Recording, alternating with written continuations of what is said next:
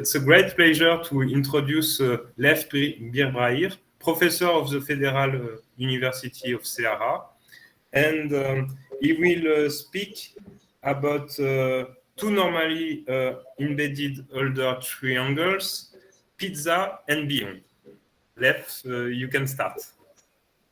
Okay, thank you. That you see my slides, right? And what I'm going to speak is the Lipschitz geometry of germs of real surfaces, right? So the first point that, in fact, there are three Lipschitz geometries that we are concentrating. Just one is the inner Lipschitz geometry, another one is the outer, and the third one is ambient that we don't touch today. Right, we will speak the inner geometry. I probably was already sufficiently boring for all of you explaining the inner Lipschitz geometry, and now I will speak about the outer Lipschitz geometry. Basically, the first step of the outer Lipschitz geometry that should be. You hear me, right? And you see the slides, right? Hello? Yeah, yes. Yeah, okay, good. So that I will speak about the outer Lipschitz geometry. And then, just before starting, how do we make outer Lipschitz geometry? That first of all, we have the inner one, right? And you know that for the inner Lipschitz geometry is quite well understood. It's quite well understood.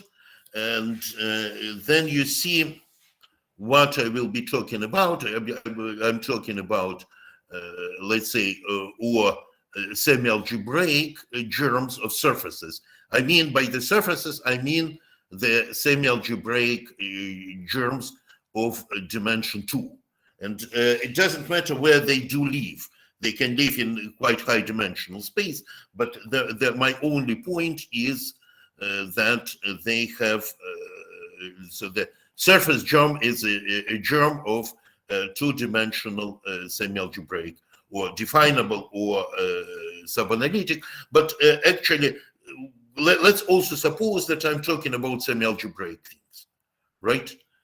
And then you have the definition of equivalence. Okay, the two surface germs X and Y are outer or inner by Lipschitz equivalent if there is an outer or inner by Lipschitz homeomorphism who sends first germ to another one. Okay, and then just as usual, how the classification theorems are going on, I simply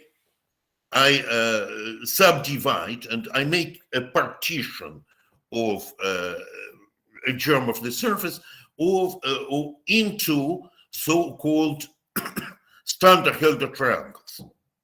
So actually, I make a triangulation in such a way that all the triangle is Lipschitz normally embedded, or LNE.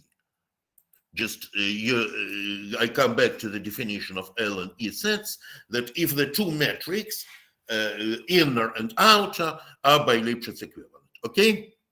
So then when I start from that, I'm coming to the partition.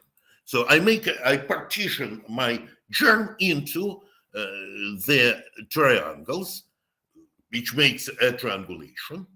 And this triangulation is just made by the normally embedded Hölder triangles.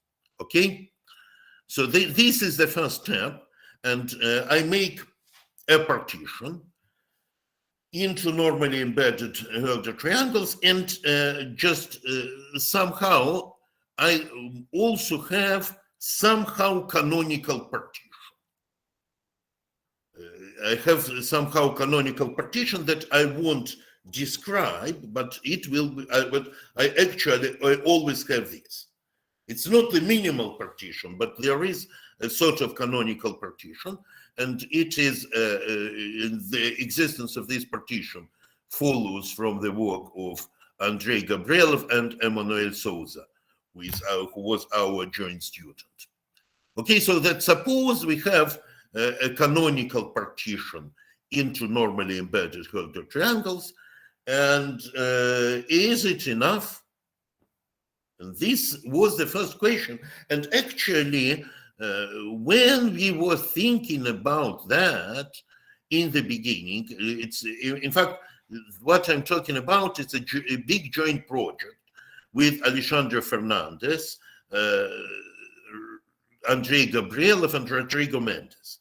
That actually, when we made this kind of partition, we thought that, okay, then we mainly know what actually happens. That basically we were sure that if you have a pair of normally embedded Hilbert triangles, then this pair is outer by Lipschitz equivalent to the union of the one of the triangle and then the distance function. And what I want to talk about today is that this is totally wrong, and that the outer Lipschitz geometry of these pairs, yes, pairs of normally embedded Hilbert triangles. Just you see, it's the simplest thing that you can imagine.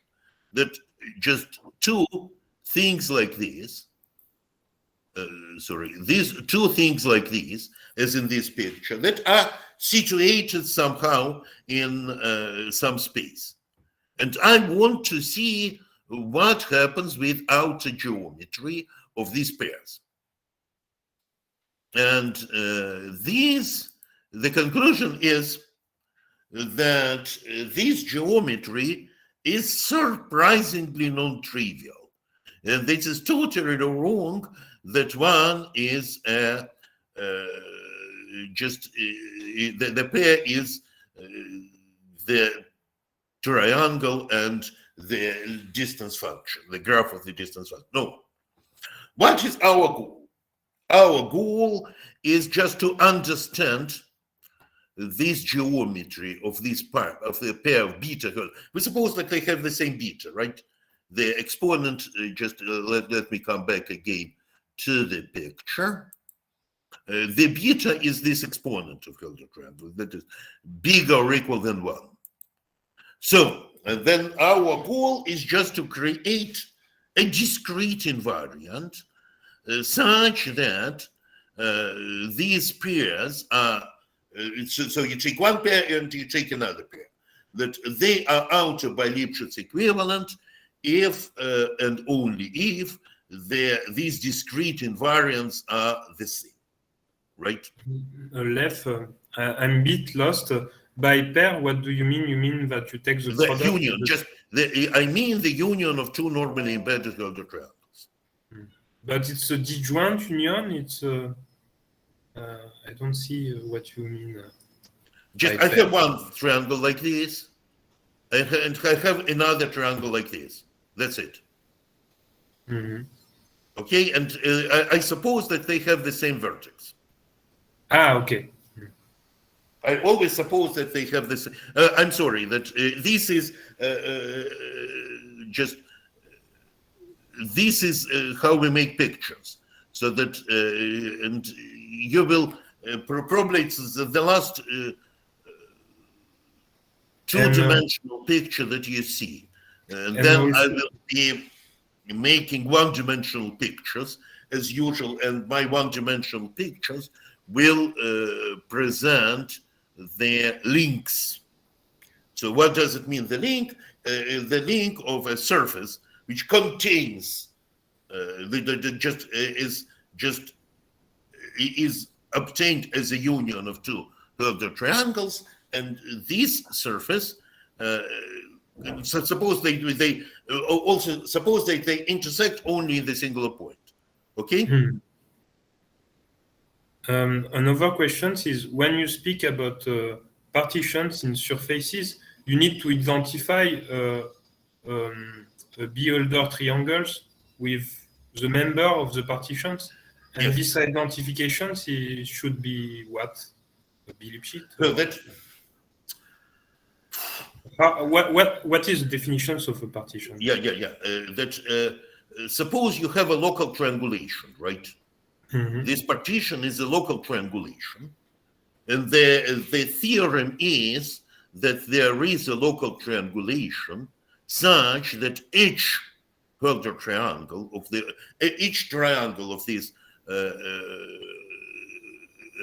local triangulation is by Lipschitz equivalent to this one for some different betas. Thank you. Okay, this is and this partition brings you an inner by Lipschitz invariant. Okay, and now I make the situation more difficult because I'm talking about the outer classification and not about the inner. So that I would be happy to have questions now. If if somebody doesn't understand something, I would like you to ask the question now. Okay? Because Kevin did very well that if something was not clear, just let me clarify it as soon as possible. Other questions? Don't be shy, huh? If you have questions. Yeah, don't be shy. So do you suppose that beta is a rational number, right? It's a rational number bigger or equal than 1. Okay, thank you. So that the point is, again, I have a partition into the pieces like this, right? And now I just take two pieces like this, and I want to classify them from the outer by Lipschitz viewpoint. Okay? It's okay, Maria Aparecida, Sidinia. Okay, right? Sure, very clear. I wanted you to ask the question because it's very, very much related to our joint work. Yeah. It's quite related to our joint work on the on the graphs of Lipschitz functions, and I will talk about that later, just in few words. Okay, so we have these things, and then we have our work that first of all the work with Sidinia, João Carlos, and Alexandre, and the next work with Alexandre, Andrei, and Vincent Grandjean, where we really studied very particular case of the surfaces, where the surface is just a plane, two-dimensional plane, and a graph of some polynomial function. And actually, in this case, we understand everything, right? And so let me, and this goal is actually completed in the paper with Andrei, Alexandre, and Vincent. Okay, but this is an example that I will come to this example several times. I will come to this example several times, and you just see that here you have, by the way, what I will be drawing. I will be drawing the links, so the intersections of my pairs with these small spheres, okay? So this is a one-dimensional picture, and who are these Q's? Q's and mu's are the numbers that corresponds to the velocities, how these stories how these things are vanishing when we go farther, closer and closer to the singularity. So we have the vanishing grades, and all of these are vanishing grades. So that if you want to see this picture is actually two-dimensional. And this is the section of this picture. And you will see that if you just consider the distance function, then the distance function doesn't see what is above. The distance function only sees what is below, and distance function sees nothing what happens here. And moreover, the orientation is quite changed. Okay, the orientation is quite changed, and you see that it cannot be by Lipschitz equivalent to the triangle below and the graph of the distance function. So, but this picture you can really have in the Lipschitz geometry of the pairs of Hilbert triangles, right? Then, so, and this somehow shows that this story is surprisingly non-trivial, and you can imagine that in this thing you can make a tail that will exist, will behave something like this, and the point what I want to explain now, just I try to define a tool that will allow me to make this kind of invariant. It's okay, Alexandre. You have a question or not? No question. No question. No question. So it's clear for you, right? Okay. Right. Thank you. Then, okay, now let me define the tools. So that what is an arc in a surface? It's a germ of the map gamma defined on, let's say, semi-algebraic always. It's a germ of a map from 0 to epsilon to x, and we suppose that the arc is parameterized by the distance to the origin. Okay, so this is a germ of the arc. Then the valette link. So there is a very nice and very clever French-Polish mathematician called Guillaume Valette, and he produced so-called valette link as the space of all the arcs on X, and we suppose that all the arcs are parameterized by the distance to the origin.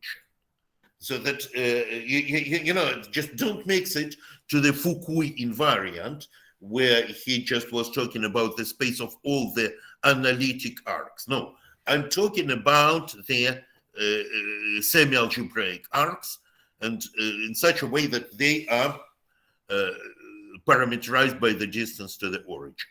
And then we have the tangency order of the two arcs, gamma and gamma prime, defined as it is written. We just parameterize both of them.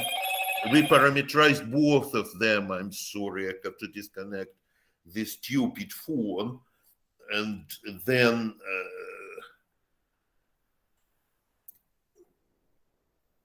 because he will not allow me to talk.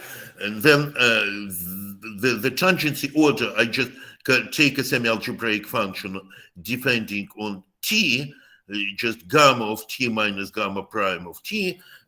Then you have, by the Puiseux decomposition, you have this as c times t to the k, where k is a rational number in this case. And if we speak about a minimal structure, then it's an element of the exponent fields of the minimal structure. So that's c times t to the k, and this is plus higher order terms that we always ignore. So this k is nobody else as the tangency order, tort. And then we define a tort of arc to some subset, as just as the supremo of the chords for all the arcs belonging to the valid link of the subset. So the tangency order actually defines a non-Archimedean metric on the valid link, right?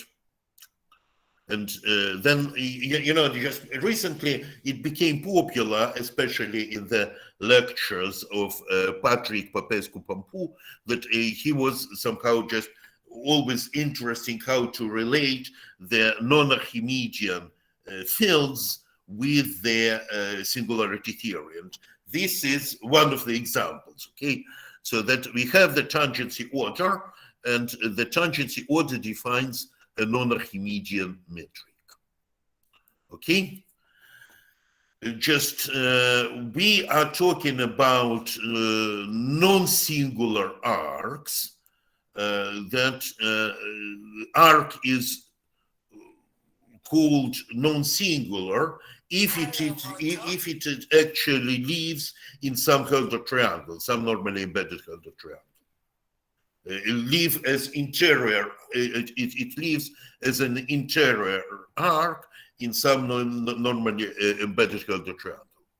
And a Hilbert triangle is called non-singular if its interior doesn't have the non-singular arcs. Okay, so that we have just now we consider the pairs of normally embedded and non-singular Hilbert triangles. Okay, then we have this triangle, and let's start to study what is happening in the valid link of it. So we have a surface geom, and we define a zone. We define a zone, just a zone there is a subset that it's a subset if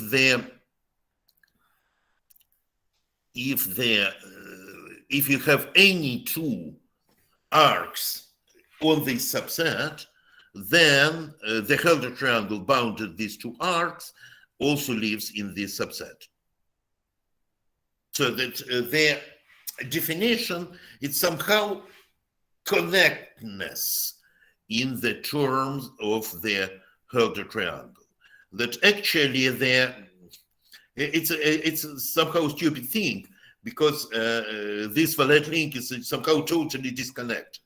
But actually we have some analog of the things to be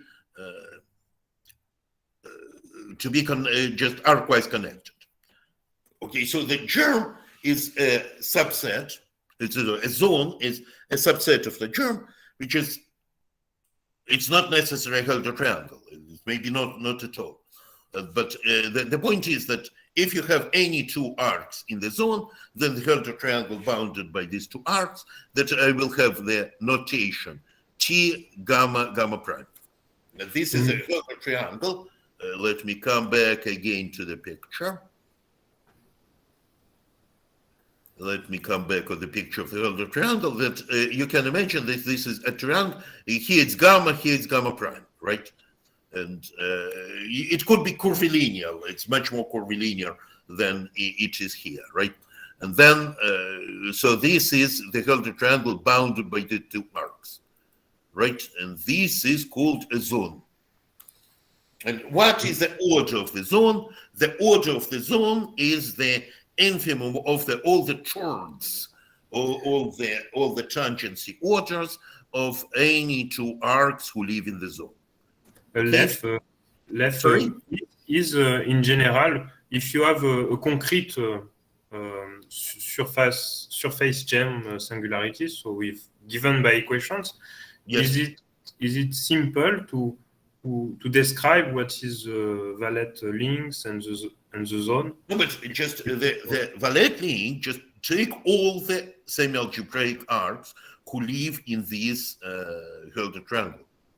So this means it's some kind of Puisieux series or something. Yeah, it's sort of the Puisieux series, but that it's just, you don't mix it with the Foucault invariant, that just something like, because this is the set of all the arcs, but what I'm what I impose that they should be parameterized by the order to by the distance to the singular point. Okay. Okay. Could I continue? Yes. Yes. Do you see my slides now again? Hello, Kevin. Yeah. Yes. Yes. Okay. Then you have a singular zone is just an arc, and we say the order of the singular zone is infinity. And then who is the generic arc? The generic arc is an arc such that from the right hand and from the left hand of this arc, there is another arc such that toward the tangency order equals to beta, right? And a zone is called perfect, that for any arc who lives in there is a Hilbert triangle such that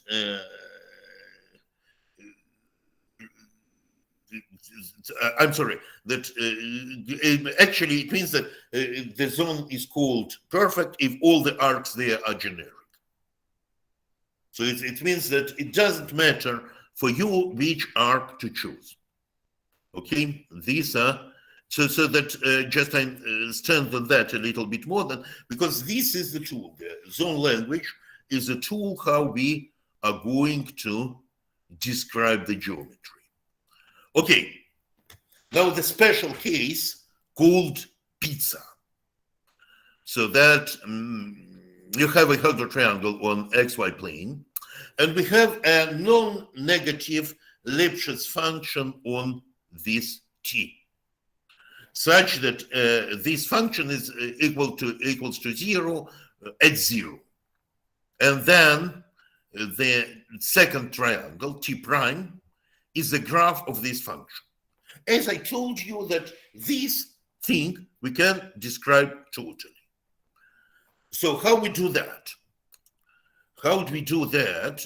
We, for each arc in the Valette link in T, we define the order of the function f on this triangle. What does it mean? That we just, it's the, this function is a function on T, and we take the Puiseux, then we have the first Puiseux exponent. Okay, and we say that Q of T is the set of Puiseux exponent, and actually the set of the Puiseux exponent defined on the interval, right? On our triangle. And that triangle, actually the set of the Puiseux exponent is always a closed interval in the field of exponent, including infinity. Okay, then T is called elementary if for any Q we define the set ZQ, right? ZQ is the set of all the arcs who has the same order. That's the arcs defined on the T such that the order is equal to Q. Okay? And we say that our triangle is elementary if the Q zone is a zone. Okay, because actually the Q zone doesn't have to be a zone. for some functions basically for the majority of the functions, this shouldn't be a zone, right? But sometimes it can be a zone. And this is the case where this thing is a zone, okay? And then we define the width function. We define the width function on the set of the exponents of this triangle. It's the function just defined on the Q, so that the triangle should be elementary if you want the width function to be defined. And we define is as follows, that mu of Q is the order of the Q zone. So, and there another definition that this triangle is a pizza slice if this width function is defined and it is affine. And what is a pizza? Pizza is here it's the partition. I will come back to this picture. The pizza associated non-negative Lipschitz function. It's a finite decomposition of the pizza slices. It's a finite decomposition of the pizza slices, and then we have the pizza toppings, who are exponents of this triangle. Then the closed intervals, who is just responsible for all the orders of the function on the on each triangle, and then on each thing we have a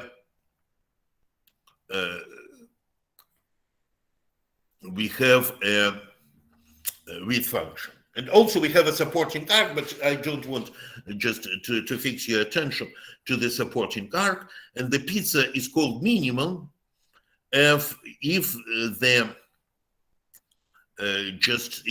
adjacent pizza slices, the union of adjacent pizza slices is not a pizza slice. Okay? If the union of the adjacent pizza slices is not a pizza slice. Okay? So then here we have the somehow the picture of the pizza for this function. Let me just maybe if I will have the special lecture just devoted to the pizza, then I could describe in more details how to define how you make a pizza. And then you have a theorem of just joint theorem of Alexander Fernandez, Andrei Gabrielov, and Vincent Grandjean. The theorem is formulated like this: pizza exists. Okay, so the theorem says the pizza exists. And moreover, more than it exists, the pizza is just a discrete invariant. It's a discrete invariant, and this discrete invariant describe completely this kind of the situation. Describes completely this situation where one triangle is a triangle on the plane, and another one is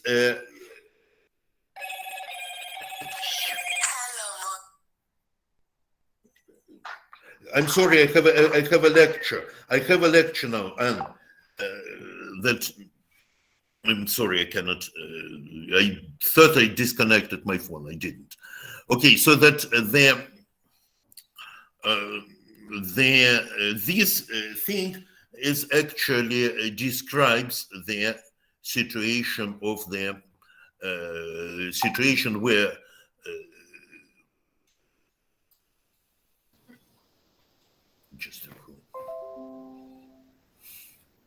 where one function is there is a problem with the beamer. I cannot see the beamer anymore. Okay, let me, now, do you see it or not? Yeah, yes. Now you see, okay, very good. The invariant of the pizza is attached to graph of. This is the complete invariant in the case where one triangle is just a plain triangle and another triangle is the graph of some Lipschitz function. So we have somehow a canonical partition into the elementary triangles, and then we have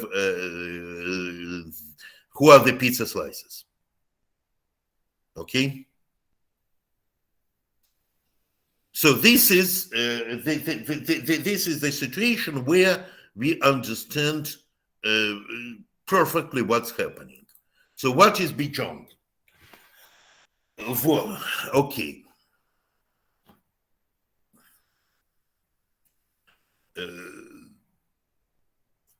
Actually, this somehow I will skip this what I prepared about canonicity of pizza. The canonicity of pizza, that actually pizza is canonical, but it's not unique. You have some freedom to put their boundary arcs. But actually, this freedom is not a big deal, because it actually means that any arc like this lives in some perfect zone. So that for pizza, you have just a partition into this kind of elementary triangles where you have this well-defined bits functions, but the boundary are not fixed. The boundaries, or probably they are fixed if they belong to the zero set, right? But generally, they are not necessary in the zero set. Okay. Do you see everything now? Okay, good. Now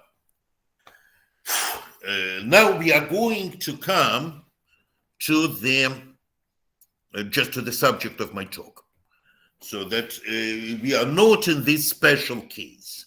We are in the case where one Hilbert triangle and another are somehow a normal pair, right? They are normal pair. It means that they are normally embedded both.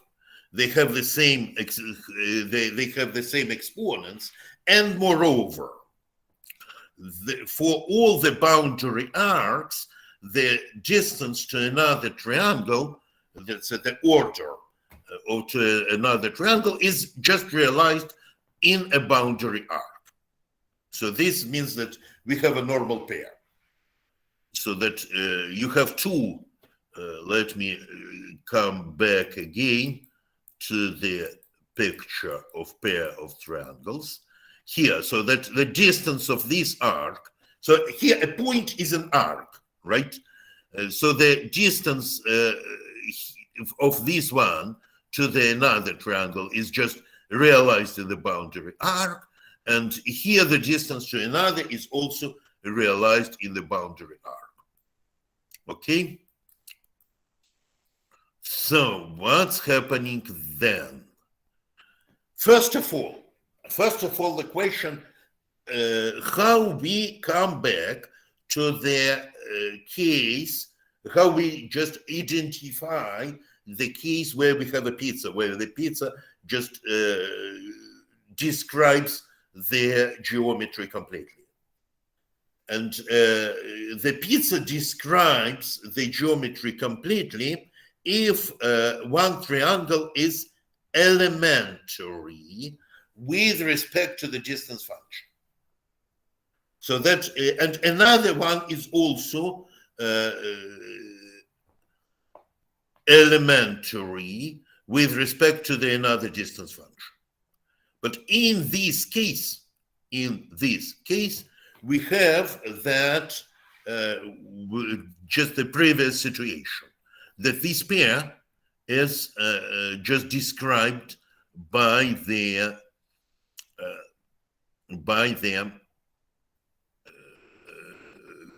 pizza, right? But it is not always okay. There are plenty of another examples, and let me come slightly further for the examples. So that come here, and here you will see again that you saw this picture, and here there are so-called maximum zones, right? And here there are, what is here? There are so-called maximum zones, so that the zones of the arc who has the locally maximal contact to another triangle. And actually what happens that, what actually happens, that I will just go a little bit quicker. Then we have the zones of maximal exponents. The zones of maximal exponents is the zone of the arcs such that the exponent of the distance function to another triangle has a more local maximum. Okay? And then what we, so here is the formal definition of the maximal exponent zone. It means that you are in a zone where you have arcs with the locally maximal exponent, and if you go to the left and go to the right, then these zones, then the exponent decreases. Then the exponent just slightly decreases. So just somehow the analog of the maximums, of the local maximums of functions, but in terms of the valid lengths. So what actually happens? Then there is a theorem.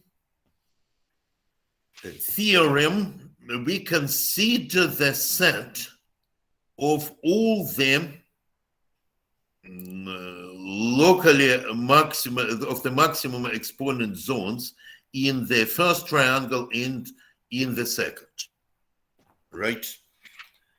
And then the theorem is that the number of these kind of maximum zones in the first triangle and the maximum zones in the second triangle is the same. And actually, if we orient these two triangles, and then we have the set or the sequence that 1, 2, and somehow m. There will be the set of the maximum zones on the first triangle, and what is and the point is that there is a one-to-one correspondence of the set of the maximum zones on the first triangle and the set of the maximum zones in the second triangle. But this map, it doesn't really do not preserves the orientation. It preserves, it's just a permutation. So that this sigma is a permutation of the locally exponent zones on the first one, and just here we have we also count 1, 2, 3, 4, and according to here we have 1, 3, 2, 4. So this is the permutation that we just interchanged the orders of the interior maximum zones. Okay. So then you have, and actually this is the first part of the invariant. The first part of the invariant is a permutation of the set of the local maximum zones. Okay, so that this sigma, this will just leave a part of the pizza, and this is a permutation of the set of the local maximum zones. Let me go further, and that it's one the permutation, and actually we have transversal zones. What is a transversal zone? So suppose you have, and who are the transversal triangles? So because they say that two triangles are transversal, if they leave, if one can find another Hilbert triangle such that both will live over there, and this one is also normally embedded in the triangle. So then we have, let me show in my previous examples who are transversal. For instance, if you take this one, this Hilbert triangle, okay, over here, and we take this one, just the last one in the triangle below, and the first one in the triangle above, and these are transversal. So that they are transversal if they live in the same plane. They are transversal if they are actually transversal. But the important thing is just not to be just very non-transversal, right? So that we have the transversal pair and we have non-transversal pair. And the point is that we consider also the pizza decomposition. We consider a pizza decomposition of the distance function, right? And we consider the pizza slices corresponding to such that the triangles on the decomposition below and then in composition above will be highly non-transversal. So we make a decomposition, we take the pizza slices, and then we have the pizza slices corresponding to the non-transversal pairs. And another observation and another theorem is that here we also have a permutation. We have a permutation of the maximum zones, and we have a permutation of the non-transversal pizza slices. So that actually we have a pair of permutations, sigma and tau. And what we can prove that actually if the pairs are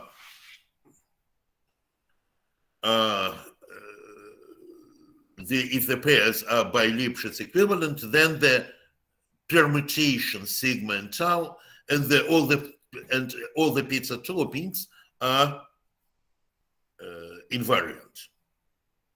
And let me finish my talk by the conjecture that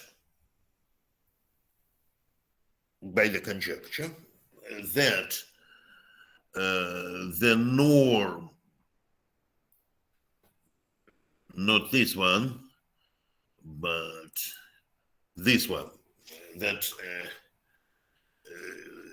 if we have the normal pairs of the triangles, if we have the same pizzas of the distance functions, and we have the same two permutations, the permutations of the permutation of the maximal pizza zone and the permutation of their non-transversal pizza slices. And if we have this and this and this, then we get that we have the by Lipschitz equivalent of pairs. But this is still a conjecture, and we are in the process of the proving of this conjecture. So thank you for your attention.